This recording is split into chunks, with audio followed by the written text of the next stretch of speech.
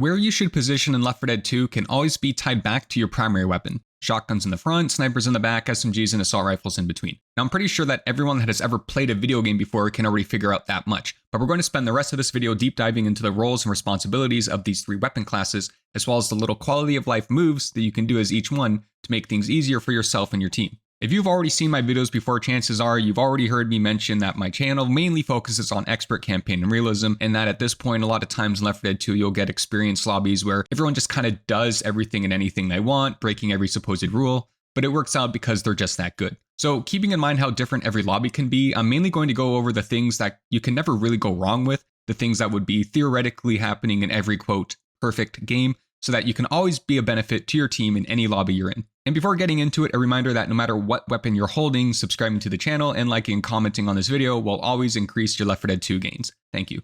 We're going to just quickly look at secondary weapons. What goes hand in hand with every primary weapon is the secondary weapon you choose. Most of the time, your primary is just whatever gun you feel like using in the moment. Team compositions consisting of 4 shotguns or 4 rifles or 4 snipers will all take you to the safe house either way, but it is a good practice to take note of what guns your team is running. If your team has no shotgun, then it's never a bad idea to take a shotgun, for example. But for secondary weapons, I think anything you take, whether it's a pistol or a melee, is entirely personal preference. If you're running a shotgun and you want to all in on frontlining, then you'll go melee. If you want to cover your shotgun's long range weakness, then you'll run any of the pistols. Either loadout is great in both theory and practice, and when you have 3 other teammates, I have yet to find an application where being anal over what secondaries everyone is running was actually worth the hassle. I've also always been vocal about my bias towards the Desert Eagle, and I try to run it no matter what, but I also know other insanely talented players who live and die by the melee weapons.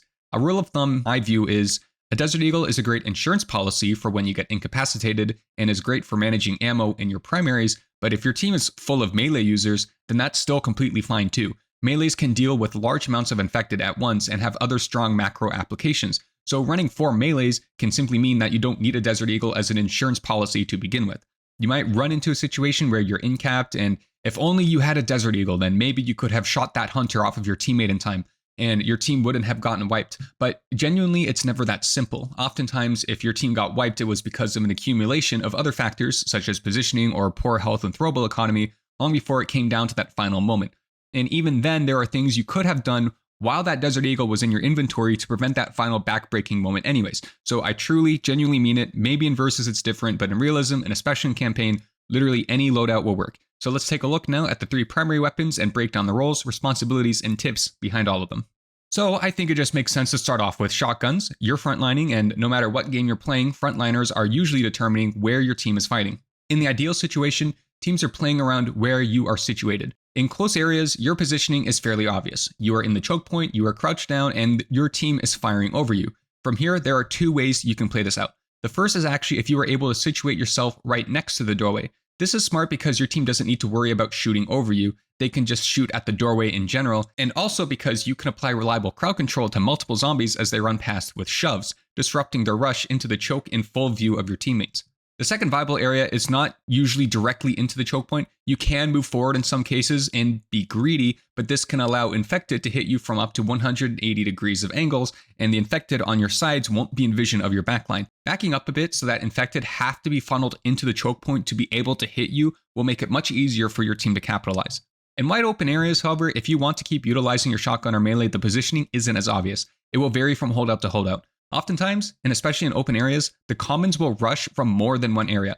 Your job as a shotgun or melee would be to find where a great chunk of them are coming from and stifle them from there. Your positioning would best serve your team if your backline can shoot over you and there is a minimal risk of you being surrounded by multiple angles, but you can never go wrong with backing up to be right next to your backline members, and then you can start shooting whenever the infected are close and your teammates are reloading. Open areas are genuinely more of a job for the rifles and snipers, so as a shotgun, this is an area where you can sit back a bit. For special infected, shotguns need to be a bit more intentional when it comes to fighting them. Auto shotguns especially can still be effective against special infected at a long range, but the trade-off is having to use up about half of your rounds to do so, which could have a ripple effect of struggle in an intense clutch situation. Special infected like spitters and smokers aren't going to be the friendliest of specials to fight. Jockeys and hunters you'll need to get your melee timings down. Hunters are easier. Jockeys, I've recently discovered from a YouTube commenter that a consistent jockey melee is to just do it while backing up. And after playing around with that, I can confirm that it is a much safer way to deal with jockeys. Boomers die in one shot to everything, including you, but chargers are going to be afraid of you the most after they finish charging. See, chargers gain damage reduction while charging to encourage sidestepping, so your backline can get some damage down before a charge, but the play pattern usually is to sidestep the charger and then unload afterwards. Once the charger is close to your team and has finished their charge, you are probably the best equipped to clean him up fast, but just don't get too close because a charger can still punch while they're stumbling. Shotguns are great for kiting tanks, although riskier due to the close yet safe proximity you need to maintain, and a great attention to the world around you so that you don't get stuck on something and then get incapped. It's worth noting that auto shotguns actually have a 15% damage penalty against tanks because the damage in the right circumstances are simply too high. But theoretically, in the right but rare circumstances, auto shotguns will deal more damage to the tank than the assault rifles, even with this debuff. Although, if you can be the one to hold the tank's aggro on you by consistently being the closest to it, it will make the job easier for your backline. Witches, of course, will be your responsibility in most cases. Every shotgun except for the chrome shotgun can crown. Crowning witches that are standing up are very straightforward. Just be directly behind or in front of them, get right up to them, and away you go. When a witch is sitting down, I found it's easier to try to position yourself in front of them, wait for them to stand up, and then shoot in the mouth area to reduce the probability of shotgun shells flying over her.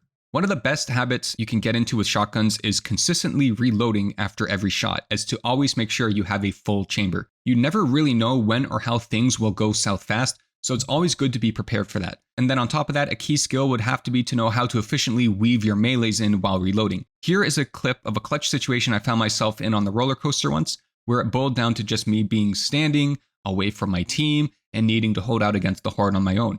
You will notice that nearly every shove buys me anywhere between 1 to 3 reloaded shots. Shoves are a fantastic form of crowd control to buy you time in between shots to keep reloading, and your shots are a great way to delay the shove cooldown timer from kicking in. Also notice the choke area here, every weapon in Left 4 Dead has great bullet penetration, so waiting until they are very close to be able to collateral is very efficient and was another piece to this high blood pressure puzzle. In a similar vein, during running events, a fully reloaded shotgun can buy your team a ton of space in the right moments. For example, the Dark Carnival Barns run, or either of the 2 Coldstream Sewer runs. Waiting until they are very close before firing guarantees a ton of progress in that moment. Another key tip is sometimes, when frontlining, being able to take 2 steps forward and then kite 1 step back is a very methodical, very smart way of dealing with infected. This could be in any area with trees or just other geometry that can cause infected to flank behind you, or in any running event. Running events can be claustrophobic, but remember that they will always more or less come to you in waves. If infected get behind you because you ran a bit too far, it increases chances of your backline friendly firing you in an attempt to save you. My last shotgun positional tip deals with choke points. There will be some times in your playthrough where you can hold a choke point or hallway to temporarily plug a hole, where your team does whatever they need to do. One of my favorite examples of this is the Dark Carnival roller coaster, where it can get awkward as soon as you turn onto the tracks. If you hop in first, you can hold the gap in the fence to plug up that hole, and make it easier for your team getting onto the coaster so that you can have a smooth start to your run. Another example is this back room in the passing finale. Holding this bottom door here can ensure a teammate can safely juggle the gas cans without having to worry about being flanked hard. There are case-by-case examples, and Left 4 Dead is always about covering your teammates at the end of the day, but when a shotgun player does it, it can look something like this a lot of the time. So if you got a shotgun, command those choke points without fear and make the infected have to work hard to touch your backline. The double-edged sword of the shotgun is the fact that it does so much damage. It can 100 to 0 teammates, and you especially need to be intentional with them if you ever pick up explosive bullets.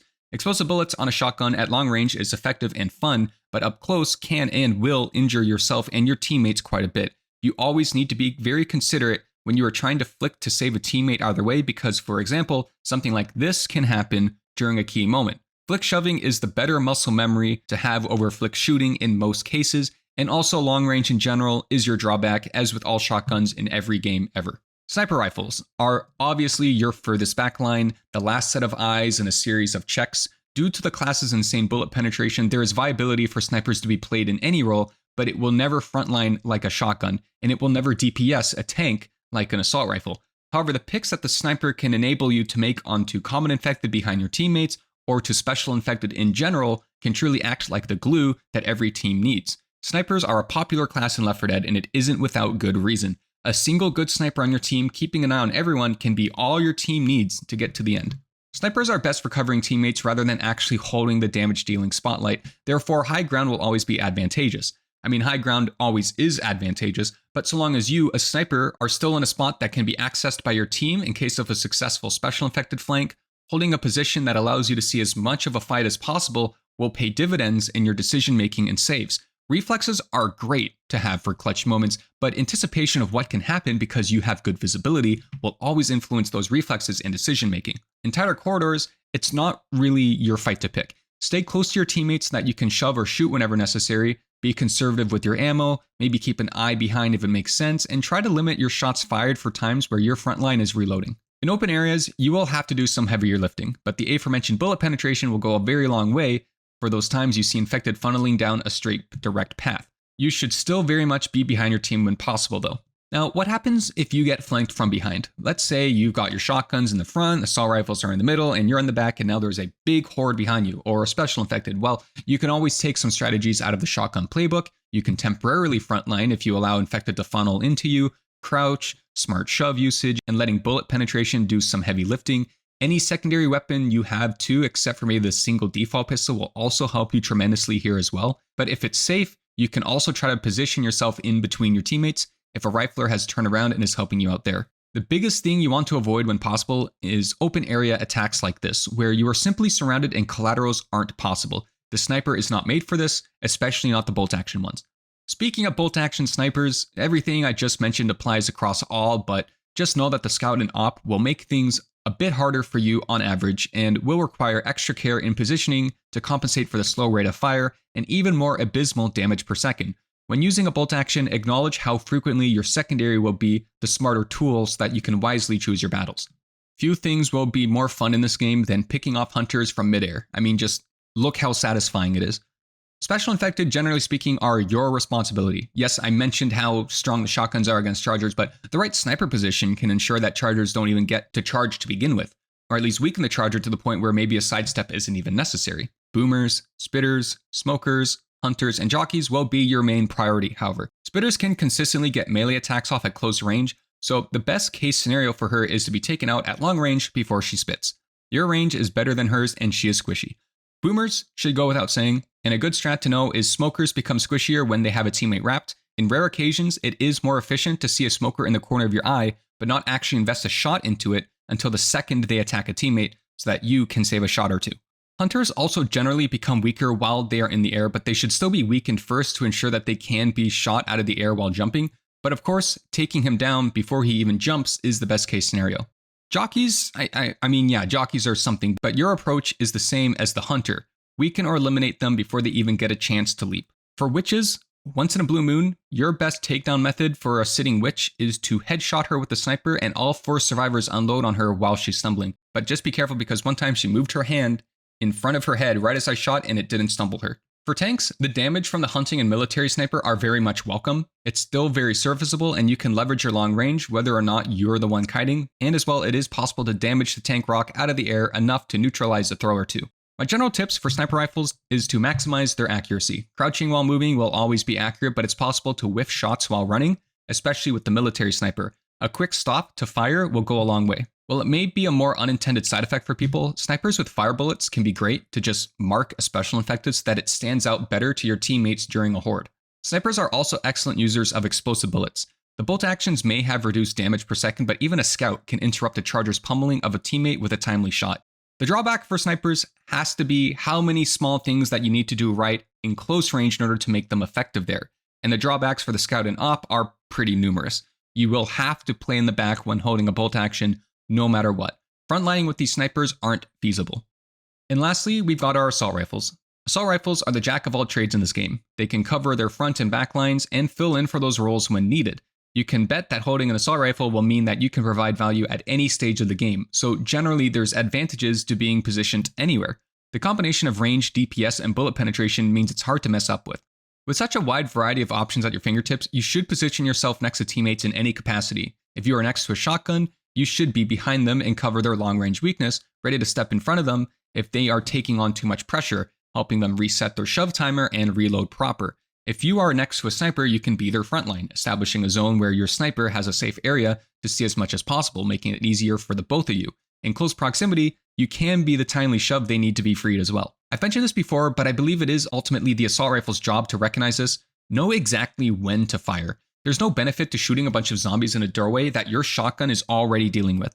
Their weapon is dealing with that. Shoot the supportive fire that will relieve pressure from your shotguns while they are reloading, and keep your head on a swivel because protecting the sniper is ultimately your job. Your DPS and options are so valuable, but the last thing you want is to get incapped because of a brief moment of time where you were both reloading and infected were able to close the gap. Here is one of my favorite clips. It's a case where my friend and I are taking on the Drains event, just the two of us, but it's so easy because we are leveraging the range and bullet penetration of our assault rifles. Notice how my positioning eliminates hordes from the bridge while allowing my teammate to shoot over me and deal with the horde coming from the upper level. But this is also all possible because we are able to make the horde run directly to us. The key here is the bullet penetration, and it's worth mentioning that assault rifles and SMGs can actually have trouble being efficient shooting into hordes that are running perpendicular from you. The horde running directly into you falls easily because it's reliable to fire multiple shots into the same target, whereas you will need to be good at tracking infected if they are running across from you. This might be a moment where, if repositioning isn't feasible, maybe you can take out your deagle for pot shots or to your melee to try to inch forward to cut off the funnel. The way you interact with special infected overlaps pretty heavily with sniper rifles. You will often be leveraging your range to damage them, ideally before they get close, but once they are close, you have the magazine capacity and DPS to finish them off almost as effectively as a shotgun.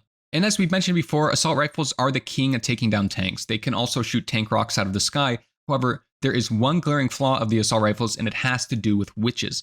There aren't many reliable ways to take down a witch with just an assault rifle. You will need some sort of combination of adrenaline or fire, or best case scenario, a full mag of explosive ammo, stumbling the witch significantly and enabling plenty of damage.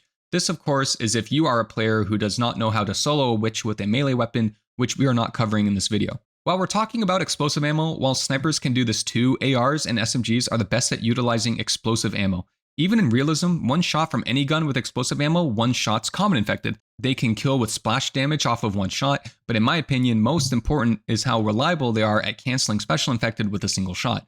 Chargers, jockeys, hunters, smokers all become instantly null and void. You can't cancel a charge with explosive bullets, but you can stagger them before they get the charge off, and if a charger has someone pinned, it's the only way you can feasibly free a survivor without killing the charger. Having anywhere between 40 to 50 explosive shots in your magazine is insane. And I've had games where I had an Uzi or a silenced SMG with explosive bullets in it, and I passed over a tier 2 weapon because there was still so much value worth getting out of the ammo. I talk very highly about the assault rifles and explosive ammo, but let me make it clear that you have to be oh so careful with the SCAR if you decide to put explosive bullets into it, because that gun can result in so much friendly fire as it is, and explosive bullets on top of that don't help it.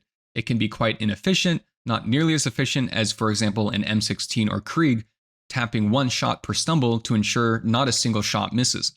For a quick look at auxiliary weapons, because why not, the M60 basically follows all rules as an assault rifle. For 150 bullets, you effectively have explosive ammo anyways. You have the DPS, accuracy, and bullet pen of an assault rifle, with the ability to one-top common infected at any state like a sniper in campaign, making it easier to fire into a perpendicular horde. For grenade launchers, they are fun for one-shotting things like hunters, smokers, boomers, and spitters. They are also especially fun for tank fights. Firing a grenade that hits a tank after going through and splitting its rock out of midair is just super cool and fun. But aside from that, you're going to be getting the most usage out of it by shooting into a horde from a range while they are bunched up. So a number of factors need to be lining up for you to get the most out of the grenade launcher. It will leave stragglers for sure, and it kind of depends on where everything's happening, but so long as you aren't trying to hit single infected or trying to hit infected up close, you're good to go. And this kind of applies to every gun, and the grenade launcher can do this because occasional friendly fire on downed teammates is rarely critical, but you can kind of use your downed teammates as pseudo bile jars. The infected will get bunched up, allowing for easy collateral damage, and dealing with the group is just much easier. Just don't play too intense of a game of chicken with your downed teammates' health bar, especially if they have a Desert Eagle. That's what I've got for the 3 weapon classes in the game and how to position and maximize their effectiveness. Remember, it is always the accumulation of multiple small things that can dictate how games can go, and this approach will help make the games you play in much easier, whether you're with close friends, randoms, newbies, pros, or anything in between. Did I forget something? Or was there something I went over that really struck you? Is there another topic you want me to look deeper into? Let me know in the comments below, and I'll see you guys in the future with some more Left 4 Dead 2 content.